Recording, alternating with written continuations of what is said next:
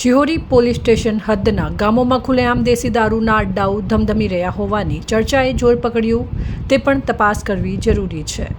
દારૂ પકડાય છે, પરંતુ ક્યાંથી લાવવામાં આવે છે તેની તપાસ થાય છે ખરા.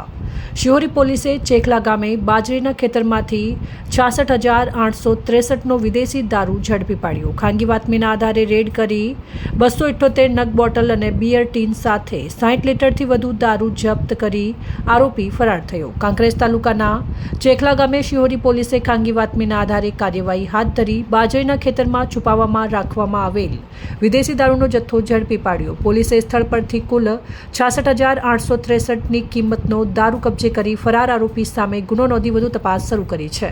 મળતી માહિતી મુજબ શિહોરી પોલીસ સ્ટેશનની ટીમ વિસ્તારમાં પેટ્રોલિંગમાં હતી. તે દરમિયાન ખાનગી રાહે બાતમી મળી હતી કે ચેખલા ગામે રહેતા સુખદેવસિંહ પરબતજી ઠાકોરે પોતાના કબજા ભોગવટાના બાજરીના વાવેતરવાળા ખેતરમાં ગેરકાયદેસર વિદેશી દારૂનો જથ્થો સંતાડી રાખ્યો છે.